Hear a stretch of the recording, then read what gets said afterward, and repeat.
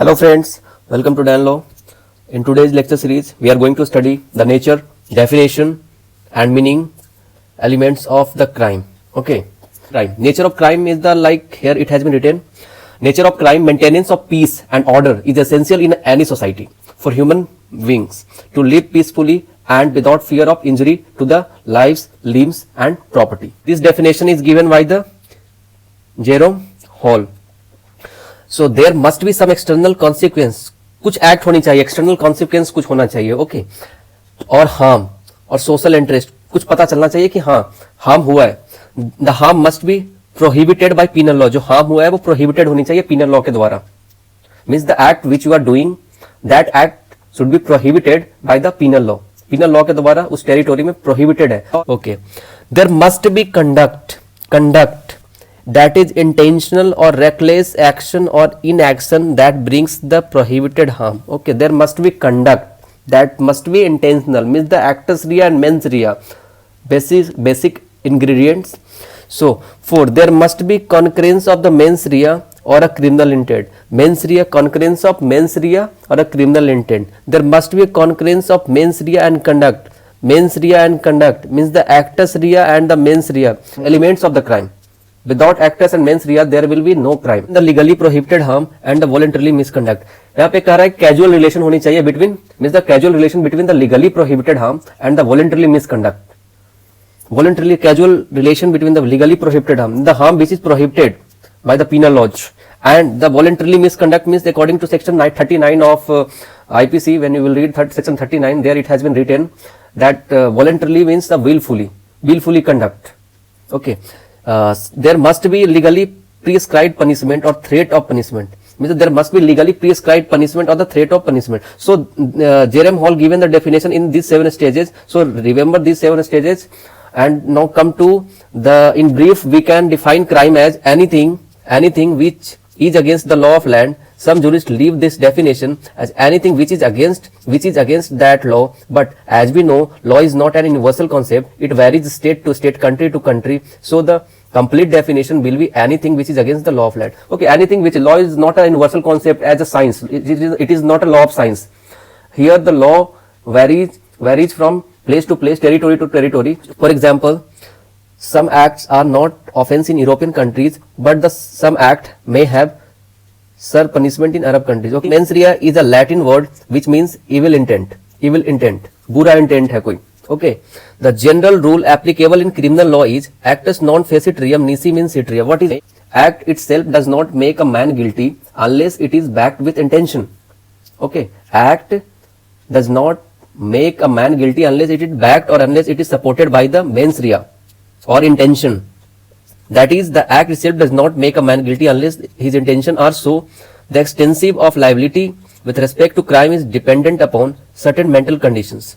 The intent and the act must concur to constitute a crime. The responsibility in crime is dependent on doing a willful and voluntarily act, means willfully act with a particular intent behind the act. For any criminal liability, there must be a voluntarily act. It is derived from the maxim actus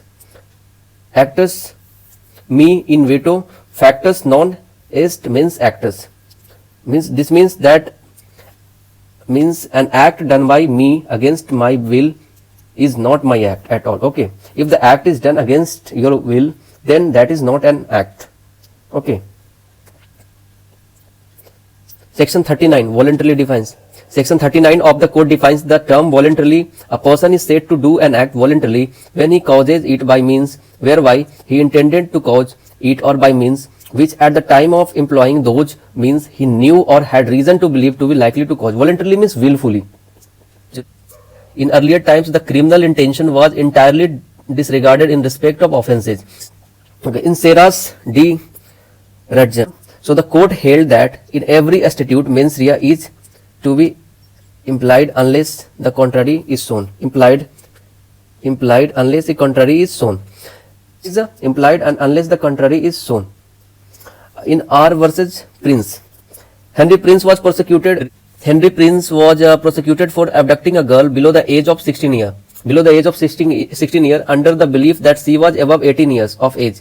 The court drew a distinction between acts that were themselves innocent but were made punishable by statute malum prohibitum and malum in se. Malum प्रोहिबिटम कहने का मतलब ये होता है, मालम प्रोहिबिटम कहने का मतलब ये होता है कि there could be no conviction if mens rea is absent. अगर मेंस रिया एब्सेंट रहेगा, अगर इंटेंशन नहीं रहेगा, तो मालम प्रोविंडम में उसको कन्विक्शन नहीं मिलेगा, कोई कन्विक्शन नहीं मिलेगा अगर मेंस रिया एब्सेंट रहेगा तो। लेकिन मालम इन से में क्या होता है, person could be convicted even in the absence of mens रिया। अगर एब्सेंस, मालम इन से में क्या होता है, मालम इन से में होता है कि इसको कन्विक्टेड कर दिया जाएगा, अगर मेंस रिया प्रेजेंट नहीं रहेगा फिर भी इसको कन्विक्टेड कर दिया जाएगा। क्योंकि अगर कोई पार्टिकुलर टेरिटोरी में या कोई पार्टिकुलर स्टेट में, कंट्री में, अगर कानून ने, अगर स्टैट्यूट ने उसको कर रखा है कि कोई एक्ट करता है और उसको पनिशमेंट मिलेगा, तो ये हो सकता है। पर मालम प्रोहिबिटम की बात करें तो यहाँ पे there could be no conviction if mens rea is absent. अगर मेंस रिया एब्सेंट रहेगा तो कोई कन्विक्शन नहीं रहेगा। लेकिन यहाँ पे आर वर्सेस प्रिंस में यही बताया गया कि it could not be held that there can be no conviction in the absence of mens rea, but case malum person can be no even absence of mens rea unless the statute had made it otherwise. तो malum प्रोहिबिटम और मालम in se, malum प्रोहिबिटम सीधे सीधे तौर पर यह कहता है कि अगर मेंस रिया एब्सेंट है तो कन्विक्शन नहीं होगा, अगर मेंस रिया एब्सेंट है तो कन्विक्शन नहीं होगा। मालम इन से कहता है person could be convicted, person convicted हो सकेगा। आर वर्सेस प्रिंस में बताया गया था कि 16 इयर्स ओल्ड एक लड़की थी जिसको वो लेकर चला गया, एब्डक्शन किया, उसको अपहरण किया, अपहरण करके लेकर चला गया। वो माना कि वो 18 साल की थी, उसे पता नहीं था कि 16 साल की थी। ठीक है, तो इसकी गिल्टी माइंड यहाँ पे नहीं थी, इसका माइंड गिल्टी नहीं था यहाँ पे, क्योंकि उसे पता ही नहीं था कि, उसे तो पता था कि लड़की 18 साल की है, तो इसीलिए उस लड़की को वो ले गया। तो यहाँ पे मालम, अगर मालम प्रोहिबिटम होता है तो मालम प्रोहिबिटम में उसको कन्विक्शन नहीं मिलेगा। लेकिन मालम इन से अगर होता है, मालम इन से मतलब स्टैट्यूट, अगर उस पर्टिकुलर टेरिटोरी में अगर स्टैट्यूट ने उसको पास कर रखा है कि हाँ अगर मेंस रिया अगर एब्सेंस रहेगा तो गिल्टी माइंड नहीं है और है, उससे कुछ फर्क ही नहीं पड़ेगा, उसको एक्ट किया है तो उसको सजा मिलेगा। तो यहाँ पे यही बताया है, उसको पता नहीं था, तो it could not be held that there can be no conviction in the absence of mens rea, but in case of malum, मतलब एक डिफरेंस बता दिया कि दोनों में मालम इन से रहता तो कन्विक्शन उसको ठहराया जाता और मालम प्रोहिबिटेड रहता, कन्विक्शन नहीं ठहराया जाता। Okay, so in Queen versus Tolson की बात करें तो it was held by the court that as a general rule there must be a guilty mind before there can be a crime, but a statute may make an act criminal that there has been an intention to break law और not. Okay, इसमें कहा कि guilty mind, इसमें इन Queen versus टोल्सन में ये कहा कि the court held that a general rule that there must be a guilty mind, guilty mind होना जनरल रूल यही कहता है कि गिल्टी माइंड होना जरूरी है, before there can be a crime, crime होने से पहले गिल्टी माइंड होना जरूरी है, but a statute may make an act criminal that there has been any intention to break the law और नॉट। लेकिन स्टैट्यूट ऐसा कानून कुछ एक्ट बनाएगा जिसमें मतलब statute may make any act, कोई ऐसा एक्ट बता दे जैसे criminal that there has any intention to break that law और नॉट, कोई इंटेंशन उसको उस लॉ को ब्रेक करने का था या नहीं है, ये कोई इंस्टीट्यूट इसमें बताया गया है। आगे आते हैं in Brend versus Wood, Brend versus Wood में बताया गया, observe that the general rule applicable to the criminal case is that the court must bear in mind that unless the statute either clearly or by the necessary implication rules out the mens rea as a constituent part, the crime code should not find a man guilty of an offense unless he has a guilty mind. This view was also adopted by the Indian Supreme Court in the state of Maharashtra versus M.H. George. Okay. अभी होता क्या है कि इसमें यही बात बार बार बोल रहा है कि मालम प्रोहिबिटम में क्या था कि there could be no conviction if mens rea is absent, and malum in se में क्या बताया गया, person should be convicted even absence of mens rea, absence of mens rea रहेगा तो भी कन्विक्टेड होगा। लेकिन ब्रेंड वर्सेस वुड में बताया गया कि that the general rule applicable to the criminal case, criminal case में जो जनरल रूल एप्लीकेबल होता है that the court must bear in mind, वो कोर्ट दिमाग में रखता है कि दैट अनलेस द स्टैट्यूट इधर क्लियरली और अगर या तो जब तक स्टैट्यूट चाहे तो क्लियरली या नेसेसरी इंप्लीकेशन देता है rules out that mens rea as a constituent part of crime, mens rea जो कि है कॉन्स्टिट्यूएंट पार्ट है क्राइम का, जब तक नहीं देता, जब तक देता है the crime the court should not find a man guilty of an offence unless he has a guilty mind. Okay, अगर लेजिस्लेचर ने दे रखा है कि mens rea as a ingredients है क्राइम का कॉन्स्टिट्यूट करने में, तो उसको मान लिया जाएगा। अगर मैन गिल्टी है ऑफेंस का, अगर उसको गिल्टी माइंड है तो उसको मान लिया जाएगा, वरना crime the court should not find a man guilty of an offence unless he had guilty mind, जब तक उसका गिल्टी माइंड नहीं है उसको नहीं माना जाएगा। अगर इंस्टीट्यूट ने डाल रखा है कि हाँ mens rea as a elements of crime रखते हैं तो उसको माना जाएगा। M.H. George versus state of Maharashtra versus M.H. George, इसमें बताया गया Supreme Court considered the application of principle of mens rea in a statutory offence as the court held that unless the statute either clearly or by necessary implication rules out mens rea as a constituent part of crime, the accused should not be held guilty of an offence unless he has a guilty mind. कहा गया कि किसी भी accused को guilty नहीं ठहराया जाएगा, तब तक गिल्टी नहीं ठहराएगा जब तक उसकी माइंड गिल्टी ना हो. Okay.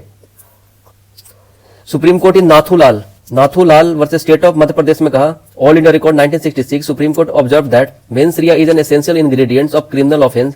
It is a sound rule of construction include the mens rea as every offense unless the statute or express implication exclude. हाँ, वही बोला गया कि मेंस रिया जो है एक स्पेशल इंग्रेडिएंट्स है, एक एलिमेंट है क्राइम का. अगर मेंस रिया के बिना क्राइम नहीं होगा. अगर वो मालम इन से है, मतलब अगर मालम इन से तभी होगा जब अनलेस अगर इंस्टीट्यूट ने उस पर्टिकुलर कंट्री के इंस्टीट्यूट ने अगर पास नहीं कर रखा हो, अगर किसी एक्ट में अगर ऐसा पास कर रखा हो कि ये एक्ट अगर करेगा तो इसमें अगर मेंस रिया अगर नहीं भी होगा तो भी क्राइम मान लिया जाएगा. अगर ऐसा नहीं होगा तो ऐसा माना जाएगा. ठीक है, तो मेंस रिया होना बहुत जरूरी है. अगर मेंस रिया है तो क्राइम होगा ही होगा. मेंस रिया है, एक्टस रिया है तो मेंस रिया है तो क्राइम होगा ही होगा. Unless the statute by express or necessary implication excluded mens rea by necessary implication can be excluded. अगर मेंस रिया को किसी एक्ट के थ्रू अगर एक्सक्लूड कर रखा हो तो अगर मालम इन से है, the person could be convicted even in absence of mens रिया. अगर मालम इन से है, इंस्टीट्यूट ने ऐसा कानून कहीं पास कर रखा हो तो ऐसा हो सकता है. बेसिकली यहाँ पे हम लोगों ने जो केस पढ़ा है मेंस रिया में, एक पढ़ा है सेरस डी रटजन, पहला केस पढ़ा सेरस डी रटजन का. दूसरा केस पढ़ा क्यून वर्सेस टल्सन, बहुत इंपॉर्टेंट केस है. और तीसरा केस पढ़ा ब्रेंड वर्सेस वुड. और चौथा केस पढ़ा M H George versus state of Maharashtra जो केस था. चौथा पढ़ा हमने Nathulal versus state of Madhya Pradesh. Okay. Actus reus is a Latin term which means a physical result of human conduct or consequence of human conduct which is prohibited by law, जो कि कानून के द्वारा prohibited है, वर्जित है. According to Kenne, actus reus is such a result of human conduct which the law seeks to prevent, जिसको law prevent करता है. For example, in homicide victims, death is actus rea. Merely evil intention is not enough. केवल एक बुरा intention है वो ज्यादा नहीं है to constitute a crime. Crime को constitute, there has to some manifest voluntarily act or omission on the part of the offender. जो ऑफेंडर है उसके तरफ से अगर जब तक कोई एक्ट नहीं होता है तो वो क्राइम माना ही नहीं जाएगा. अगर एक्ट नहीं होता तो क्राइम कैसे माना जाएगा? एक्ट हुआ या फिर किसी चीज को ओमिट किया, वॉलेंटरली है. अगर एक्ट वो वॉलेंटरली है, विलफुली किया है, किसी को मारा है, किसी होमिसाइड किया है, तो ये कहता है कि एक्ट बहुत नेसेसरी इंग्रेडिएंट है, मतलब बेसिक एलिमेंट है क्राइम का. तो एक्टस रिया और mains Riya both constitute a crime. Okay. Requirement of actus rea varies depending upon the definition of the crime. Each section of Indian Penal Code defining an offence provides for a particular kind of human conduct and consequence thereof. It is only when a particular consequence required in that section is proved, then the actus rea for the particular offence is said to be proved. Actus reas may be with reference to place, time, person, state of mind, consent, etc. in the offence of breaking actus reas which respect place. In case of the house breaking, actus reus is with the respect of the both place at the time. So the exception to the general principle of mens rea, common law has the following recognized exception in the general principle of mens rea, like a public nuisance, criminal libel, contempt of court, bigamy, kidnapping. Okay. So these are the exceptions to general principle of the mens rea. Common law has following recognized exception to the general principle of mens rea. These are the exception to the mens rea. Remember, public nuisance, criminal libel, contempt of court, bigamy and kidnapping. Public nuisance, criminal libel, contempt of court, bigamy and kidnapping. So come to the extent and territorial application of the code. Extent and territorial application of the code, मतलब कोई crime अगर भारत में हो रहा है, भारत से बाहर से कोई कर रहा है और हमारे देश में उसका प्रभाव पड़ रहा है, तो ऐसे केसेस में क्या होता है? Extent of territorial code shall extend to the whole of India, Jammu and Kashmir reorganisation act 2019. Jammu and Kashmir reorganisation act 2019 pass by both houses of parliament. दोनों हाउसेज पार्लियामेंट से पारित किया गया था, इसको पास किया गया था. The assent of the president on 9th August 2019 make Indian penal code applicable in the union territory of Jammu Kashmir. कई बार आपसे ऑप्शनल क्वेश्चन में अगर आ भी सकता है कि 9th August 2019 को इंडियन पिनल कोड को एप्लीकेबल कर दिया गया था territory of Jammu and Kashmir और लद्दाख में. Okay. Intra territorial and extra territorial जुडिक्शन. Intra territorial जुडिक्शन और एक्स्ट्रा टेरिटोरियल जुडिक्शन के बारे में बात करता है. जो हमारे अंदर की टेरिटोरी और बाहर से जो हमारे यहाँ जो कुछ करते हैं जिससे हमारा प्रभाव पड़ता है, उसकी जुडिक्शन न्याय सीमा क्या है, कैसे आगे पढ़ते हैं. As a general rule, enforcement of a statutory law is always intra-territorial. General rule, it's a like enforcement of a statutory law is always intra-territorial. So the no country will allow another country to enforce its laws within its territory. कोई ऐसा country कोई किसी के ऊपर दबाव नहीं डाल सकता, इन्फोर्स नहीं कर सकता है कि किसी और एक कंट्री के टेरिटोरी में अपना दबाव नहीं डाल सकता है. तो section 2 provide for the intra territorial applicability. Section 2 जो है इंडियन पिनल कोड का, वो बताता है applicability of Indian penal code. So if any person commits the violation of Indian penal code with in the territory of India, he shall be punishable under the code. अगर कोई violation करता है Indian penal code का हमारे यहाँ भारत की territory में, तो वो पनिशेबल होगा. ठीक है. Any person who commits the offence from outside India, कोई अगर हमारे देश से बाहर से कर रहा है but affected upon the territory of India, मान लीजिए कोई ऐसा काम कर रहा है जो कि आईटी से कोई ऐसा काम कर रहा है जो हमारे देश के प्राइवेसी को कहीं ना कहीं चोट पहुंचा रहा है, तो उसके अगेंस्ट हम एक्शन लेंगे, क्योंकि हमारी टेरिटोरी में हमारे लॉ के अनुसार वो गलत है, तो हम उसके खिलाफ एक्शन ले सकते हैं. बेसिकली ये ज्यादातर होता है कि आउटसाइड इंडिया से कोई ऐसा काम करे, मान लिया कोई बाहर से कोई ऐसा अटैक कर दिया इलीगल जो कि हमारे यहाँ सही नहीं है, या फिर कोई बाहर से कुछ ऐसा हैकिंग कर दिया आईटी जो साइबर लॉ के अगेंस्ट है हमारा, तो ऐसे क्राइम को भी हम लोग नहीं मानते. मतलब अगर क्राइम है तो उसको ऐसे क्राइम को हम उसके अगेंस्ट एक्शन लेंगे. या कोई एबस्कॉन्डर है, कोई हमारे यहाँ से मतलब पैसे लेकर भाग गया या कोई कुछ ऐसे कर दिया, तो ऐसे लोगों के खिलाफ एक्शन लेंगे. ठीक है. To be said to have committed the offence within the territory of India because the effect of the offence will be directly upon the territory of India. Personal presence of accused in India is not necessary at the time of commission of the offence. Personal presence जरूरी नहीं है accused का eight the time of, क्योंकि वो IT का अगर कोई बंदा काम कर रहा है बाहर में, देश के बाहर कर रहा है, अगर उसने कुछ गलती किया है, if there is wrong from his side, अगर उसके साइड से गलती है तो he will be held liable, और उसको बुलाया जा सकता है वहां से, उसको कस्टडी वहां से वहां के कानून, वहां जिस देश में वो रहता है उसको वहां से उसको अरेस्ट किया जा सकता है. हमारी जो पुलिस है, हमारी जो डिप्लोमेटिक रिलेशन है उस कंट्री के साथ, उससे हम बात करके उसको पकड़ेंगे और उसको लाएंगे. Supreme court in the Mubarik Ali Mohammad versus state of supreme court in Mubarik Ali Ahmad versus state of Bombay, बहुत इंपॉर्टेंट केस है, याद रखिएगा. All India record 1957 held that the basis of jurisdiction under section 2 is the place where the crime is committed और corporal presence of offender is immaterial. मतलब उतना जरूरत मतलब important नहीं है कि किसी ऑफेंडर जो कमिट किया उसकी प्रेजेंस इंपॉर्टेंट नहीं है. Okay. The word every person under this section means include citizen of India. Every person जो यहाँ पे बात किया गया है वो सिटीजन ऑफ इंडिया हो सकता है या फिर as well as non citizen भी हो सकता है. In Mubarik Ali Ahmad versus state of Bombay, all India record 1957 SC 857, supreme court clarify that the phrase every person means all person without limitation irrespective of nationality, allegiance, rank, caste or color. This section must be understood as comprehending every person without exception, barring such as may be specifically exempted from the criminal proceeding virtue of constitution or any other provision. So sometime penal statute may have extraterritorial operation. They may empower court to exercise jurisdiction over citizen of the state even though they have committed the crime beyond jurisdiction limit of the state concerned. अभी मैंने बोला कि beyond limit मतलब हमारे territory से हटकर कहीं बाहर से कुछ ऐसा अटैक कर रहा है जिससे हमें नुकसान हो रहा है, जो हमारे पीनल लॉ के अगेंस्ट है, जो हमारे जो कानून है हमारे यहाँ उसके खिलाफ है, हमारे पीनल लॉ के.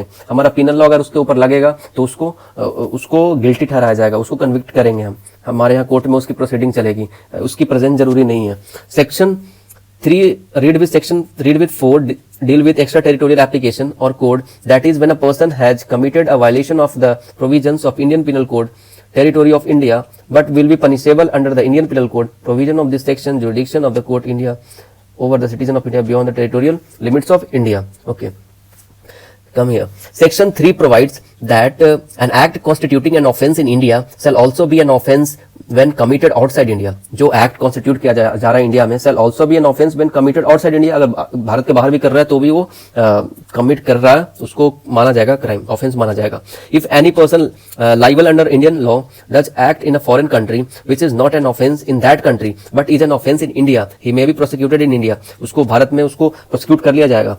This section will give jurisdiction to the Indian courts to try any person offences committed beyond India. हाँ, ये इंडियन कोर्ट्स उसको जुरिडिक्शन देता है, न्याय सीमा देता है कि अगर कोई भारत के बाहर से भारत में कोई अटैक कर रहा है या कोई हमारे पीनल लॉ के अगेंस्ट है तो उसको गिरफ्तार किया जाएगा और उसके खिलाफ प्रोसीडिंग चलेगी, उसको प्रोसिक्यूट कर लिया जाएगा. As through it has been committed in India following condition जो fulfil. First, the person should have committed, first one is person should have committed an act outside India.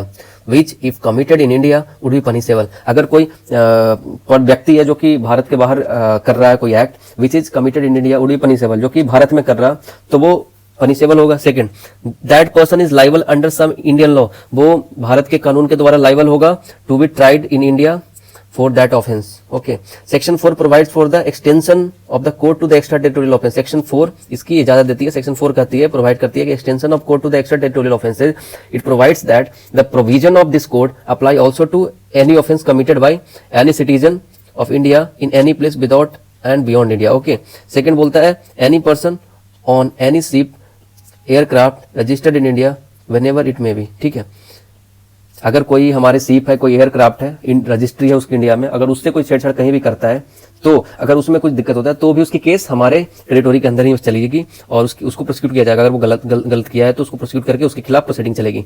Any person in any place without any beyond India committing offence targeting a computer resource, जैसे मैंने बोला था IT के through अगर कोई attack कर रहा या फिर कोई हमारी प्राइवेसी को छीन रहा है तो उसके खिलाफ भी प्रोसीडिंग चलेगी, उसको प्रोसिक्यूट करेंगे। For example, A who is a citizen of India commits a murder in the Uganda, he can not right a convicted murder in any place in India in which he may be found. Okay,